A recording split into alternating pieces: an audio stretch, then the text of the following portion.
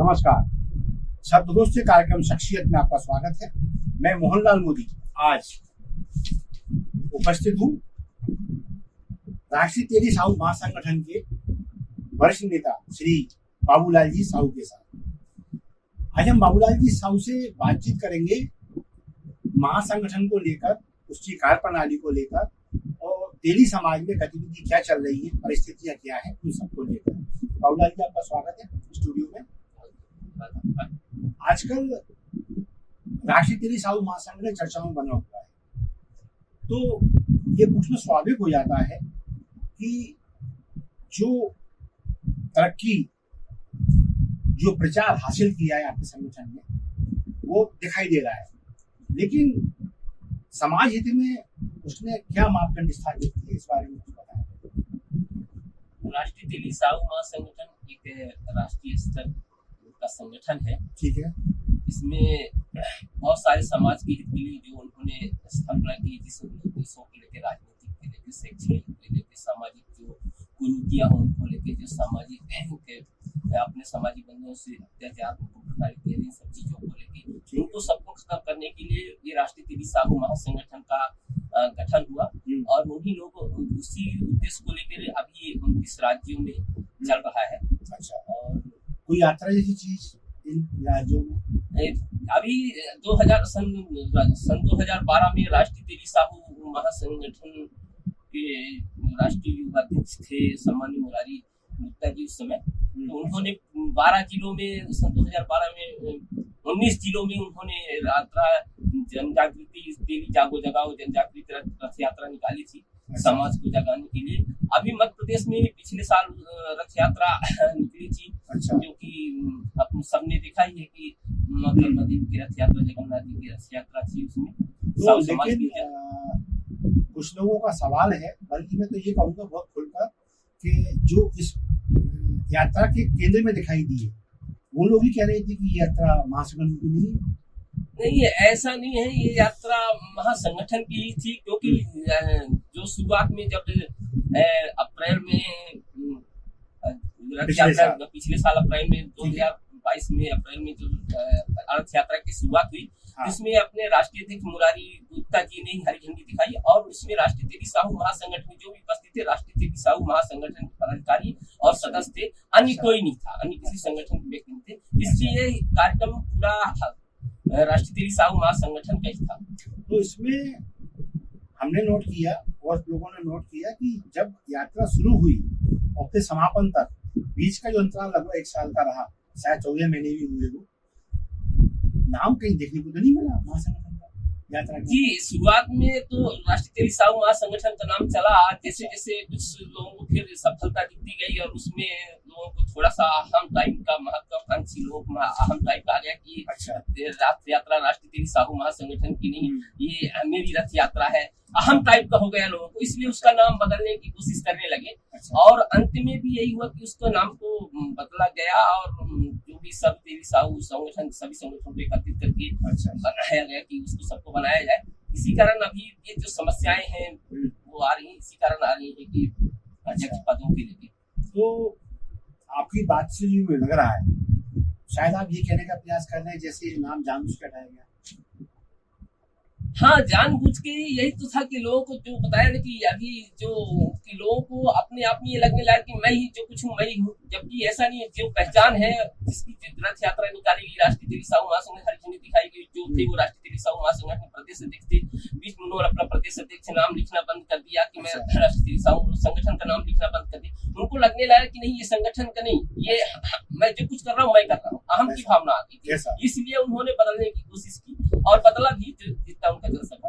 अब फिर से वो बैकग्राउंड में आ रहे हैं कि अब जब उनको लग रहा है कि अध्यक्ष पद की अब वो हाथ से जा रहा है, तो उन्होंने राष्ट्रीय तेली साहू को उपयोग करना फिर से कर दिया है। अच्छा, तो फिर जिस तेलघानी के कारण ये सब हुआ, उसको भी शायद घोषणा को 2 अप्रैल को घोषणा हुई थी, पूरा अप्रैल चला गया, मई चला गया, जून चला गया, 3 महीने चले गए, तो फिर अब क्या? नहीं, इसका कारण विघटन का कारण यही है कि जो जब इन्होंने सभी संगठनों को जितने 7-8 संगठन को एकत्रित करके इन्होंने समाहित किया और ये हुआ कि समाहित करके करते हैं, तो अब जब आपने अपने पैर में खुद कुल्हाड़ी मारी है। अच्छा, अब भाई संगठन के जब आनी संगठन तो सभी लोग दावेदारी कर रहे हैं अध्यक्ष पद के लिए, जबकि सीएम साहब ने बोला कि आप लोग सहमति बना के एक पद के लिए दावेदारी तो आपका व्यक्ति भी कर रहा है, लेकिन सभी लोग अड़ंगा लगा रहे हैं ना। अब तो भाई आप सब लोग करेंगे, जबकि आपने अपने पैर की कुल्हाड़ी मारी ना दूसरे संगठनों को लेकर। नहीं तो मैं एक सवाल थोड़ा सा आपसे और पूछना चाहूंगा कि मुरारीलाल गुप्ता जी राष्ट्रीय अध्यक्ष बने थे संगठन के, जितना मुझे याद है, तो उन्होंने कहा था कि मैं ये संकल्प लेता हूं कि मैं किसी भी राजनीतिक शासकीय पद को ग्रहण नहीं करूंगा, क्योंकि मैं समाज सेवा में आ गया हूं। मैं समाज सेवा में रहकर अपने लोगों की लड़ूंगा उन संगठनों से, ताकि उनको उनका अधिकार मिले। तो ये कहना चाहिए ये संकल्प क्या नीचे तक नहीं आ पाया? हाँ जरूर, इसको लोग फॉलो नहीं कर पाए, क्योंकि ये महत्वाकांक्षी सब लोग नहीं फॉलो कर पाए। ऐसा करना चाहिए जो मुख्य पदों में है, तो उनको समझ में नहीं आया कि समाज सेवा करनी चाहिए। उन्होंने थोड़ा सा उसको राजनीतिक तौर पर उपयोग करना, अपने पद पर राजनीतिक तौर पर उपयोग करना शुरू कर दिया। अच्छा, इसलिए उन्होंने उसको नहीं होना पाया। आपका महासंगठन ये दावा करता है कि ये यात्रा, देखिए एक और तो ये साबित करने का प्रयास किया गया कि ये यात्रा महासंगठन की नहीं थी, ये तेली समाज की थी। एक और ये भी कहा जाता है कि ये यात्रा व्यक्तिगत थी, ना कि तेली समाज की। ये आप लोग दावा करते हैं कि यात्रा हमारी है, इसमें महासंगठन का कोई रोल नहीं है, क्या है? नहीं, वही बयान की है, थोड़ी सी आपकी भावना आ गई थी लोगों में, इसलिए हम बोलने लगे कि मेरी यात्रा है या पर्सनल किसी व्यक्ति की यात्रा है। ऐसा नहीं था, ये समाज की यात्रा थी। जिन लोगों को कहना ये गलत भावना है, ये वो लोग कहते हैं जो उनके इर्द गिर्द घूमने वाले चमचे होते हैं, वो कहते हैं। या जिनको लगता है कि नहीं सब कुछ हमारे यही है जो है, इस तरह से, जबकि उनकी कुछ पहचान नहीं थी। उनकी पहचान जिन्होंने दिया राष्ट्रीय तेली साहू महासंगठन ने दिया। अच्छा, इसके पहले उनकी कोई नहीं पहचानता था। राष्ट्रीय तेली साहू महासंगठन जब प्रदेश अध्यक्ष नहीं थे तब उनको कोई नहीं पहचानता था। लेकिन राष्ट्रीय तेली महासंगठन का कोई व्यक्ति यदि ये कहता है कि ये मेरा कार्यक्रम था, इसमें मैंने पैसा लगाया, इसका मैं हीरो हूँ, मैंने प्लाट बेच दिया, तो ये आप समाज का अपमान नहीं कर रहे? आप ऐसा कहेंगे? नहीं, देखिए ये रथ यात्रा किसी का काम किसी का ज्यादा धन जरूर लगता है, लेकिन जिसका जितना सहयोग बना तो सबने सहयोग किया। जो जिस जहाँ जहाँ ये रथ यात्रा गई वहाँ लोगों ने रुकने ठहरने की व्यवस्था की, टेंट लगाए, साउंड किए, डीजे किए, वहाँ यात्रा का स्वागत होते गए, सबने खर्चे किए। जमहूरी मैदान में समापन में भी काम हुआ तो वहाँ भी लोग भोजन व्यवस्था की, पंडाल लगाए, जो भी जिससे हो सका वो किए। अब ये कहना एक गलत बात है। हाँ ये है कि आपने किया है, अपने आप को कर रहे थे, थोड़ी सी आपकी भावना होती है, तो इसमें क्या होती है? तो जहाँ तक मुझे ध्यान है, इसका एक सूत्रीय एजेंडा था। जब यात्रा शुरू की मुरारीलाल जी के नेतृत्व में, जब उन्होंने ये बात कही कि ये यात्रा मैं सामाजिक न्याय के लिए शुरू कर रहा हूँ, मैं इस बात से पीड़ित हूँ कि मेरे समाज के लोगों को हमारी संख्या बल के अनुसार राजनीतिक दल चुनावी टिकट नहीं देती, ये मुद्दा था।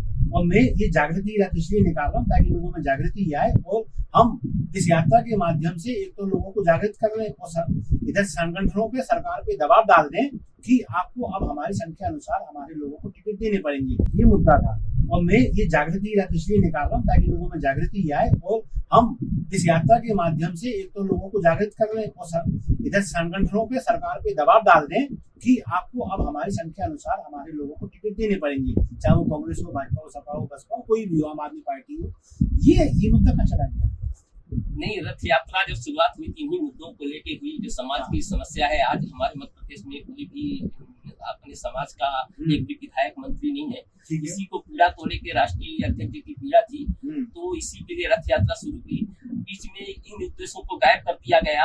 अभी भी उन उद्देश्यों पे अब शून्य पे कर दिया गया है। अभी सिर्फ तेली खानी बोर्ड के चक्कर में लोग अब भटक रहे हैं, बाकी उसको एक तरफ कर दिया गया। ये हमारे बड़े दुख का विषय है, क्योंकि हमें करना चाहिए। इस पे जल्द ही राष्ट्रीय अध्यक्ष और अपने जो अध्यक्ष लोग हैं राजनीतिक पोस्ट के प्रदेश अध्यक्ष वगैरह ये चर्चा कर रहे हैं, और इसमें अभी चुनाव का समय है, तो इसमें जितना भी समय है जो भी कर सकते हैं समाज के हित के लिए वो कर रहे हैं। और उम्मीद है कि इस बार सब लोग मिलकर करेंगे, जो राष्ट्रीय अध्यक्ष के नियमों का पालन करते हुए तो अपने मध्य प्रदेश में 5 से 10 विधायक चुनकर आएंगे। तो अब एक उद्देश्य तो आपका ये था, टिकट मिल जाए, अधिकतर हमारे लोग जीत के विधानसभा में जाए, ठीक है ना? मैं तो इसे मुख्य उद्देश्य मान के चलता हूँ। तो ये उद्देश्य जो भटक गया है, अब इसको आप जनता तक कैसे पहुंचाएंगे?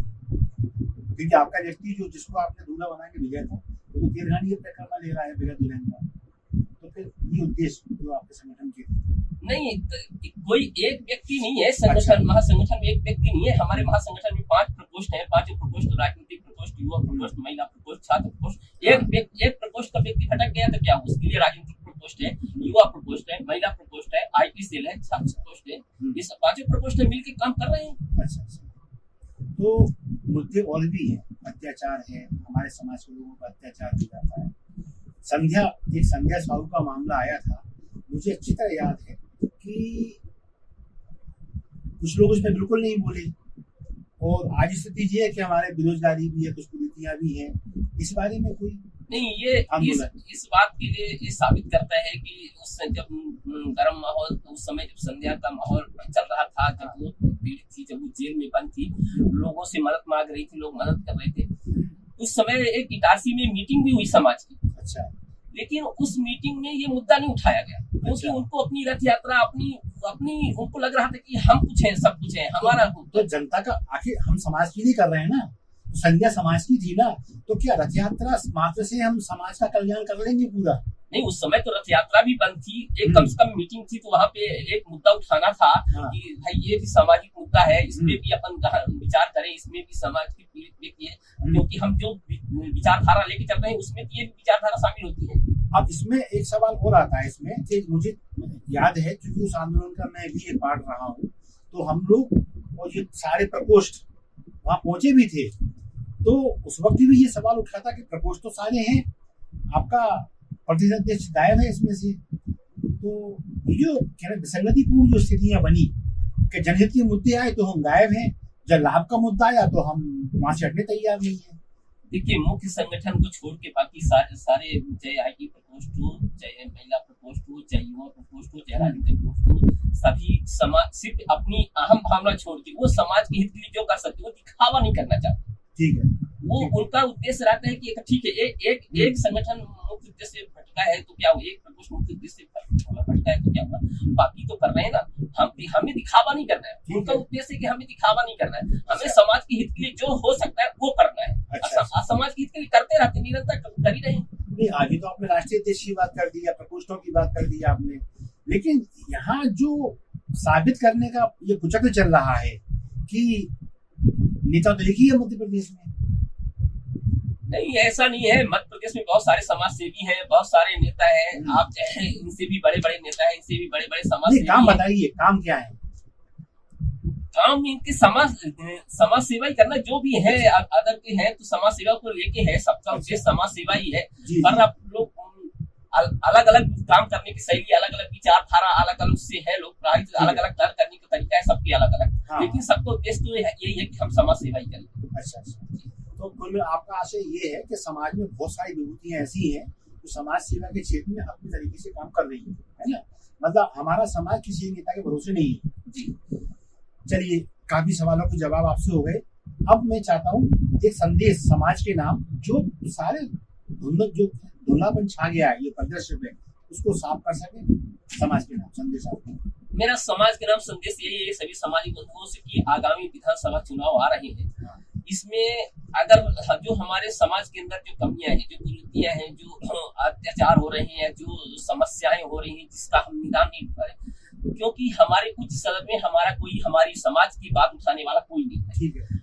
अगर उम्मीद है कि अगर कोई इस विधानसभा से यही निवेदन करूंगा कि इस विधानसभा में 5 से 10 विधायक कम से कम बने, और अगर एक आध मंत्री भी बन जाते हैं, विधायक भी बन जाते हैं, तो कम से कम उच्च सदन में हमारी बात जब पहुंचेगी तो शासन प्रशासन भी हमारी बात सुनेगा, और इन सारी समस्याओं का हमारे जो समाज में जो कुरीतियां, जो अत्याचार जो हमें प्रताड़ित किया जाता है, जो हमें परेशान किया जाता है, आप तरह तरह की जो समस्याएं, शायद उन समस्याओं से थोड़ा बहुत निजात मिलेगा। पहली चीज। दूसरी चीज, तेलीघानी बोर्ड के गठन के बाद अगर हर जिलों में निवारण केंद्र बना दिया जाए, केंद्र स्थापित कर दिया जाए, तो उससे भी राहत होगी। मेरा मानना है कि तेलीघानी बोर्ड गठन होने के बाद हर जिलों में एक केंद्र स्थापित होगा जो निवारण केंद्र के नाम से हो या जिसके नाम से बनाए, कम से कम लोगों की समस्याओं का समाधान हो वहाँ।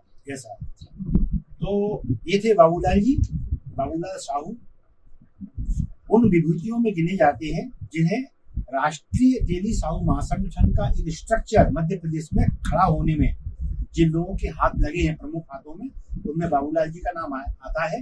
आप अनेक पदों पर रहे, खासकर युवा प्रकोष्ठ के आप प्रदेश अध्यक्ष रह चुके हैं और उनकी ये कार्यशैली है कि हर साधारण व्यक्ति तक उनकी अप्रोच है। मध्य प्रदेश के अनेक जिलों के आप दौरे कर चुके हैं। हमें ऐसा लगा कि जब महासंगठन को लेकर तमाम कहना चाहिए दुष्प्रचार किए जा रहे हैं, तो हमें ऐसा लगा कि ये जिम्मेदार व्यक्ति को अब यहाँ आना चाहिए और वो महासंगठन का पक्ष रख पाए। तो जैसा कि मैं कहता रहा हूँ और ये मेरी बातों को ही प्रमाणिकता प्रदान होती है कि मैं ये नहीं कहता कि ये यात्रा केवल और केवल राष्ट्रीय तेली साहू महासंगठन की ही थी। मैं ये कहता हूँ कि ये प्रयास उन्हीं का था और फिर ये यात्रा सभी तेली बंधुओं के सहयोग से सबकी बन गई। लेकिन किसी व्यक्ति विशेष का इस पर ठप्पा लगाना ये सारे समाज का अपमान है, क्योंकि सबकी कहना चाहिए समान भावनाओं के बगैर, सबके सहयोग के बगैर, सबकी सहमति के बगैर कोई भी सार्वजनिक कार्य सफल नहीं होता। बस इसी भावना के साथ आज की वार्ता में यही समाप्त करता हूँ। फिर किसी मुद्दे के साथ, फिर किसी नई शख्सियत के साथ आपके सामने आऊंगा। तब तक के लिए आज्ञा दीजिए। नमस्कार। बाबूलाल जी आप आए, आपका बहुत बहुत धन्यवाद। और मेरा आप सभी से एक अनुरोध, आपको हमारे कार्यक्रम अच्छे लगते हैं और आपकी उसे प्रतिसाद जो सकारात्मक मिल रहा है तो वो हमारा उत्साह बढ़ाता है। आपसे निवेदन है हमारे इन सभी कार्यक्रमों को आप लाइक अवश्य करें, इन्हें शेयर करें लोगों के बीच में, और हाँ, शब्द दोस्त को सब्सक्राइब करना ना भूलें। धन्यवाद। जय हिंद।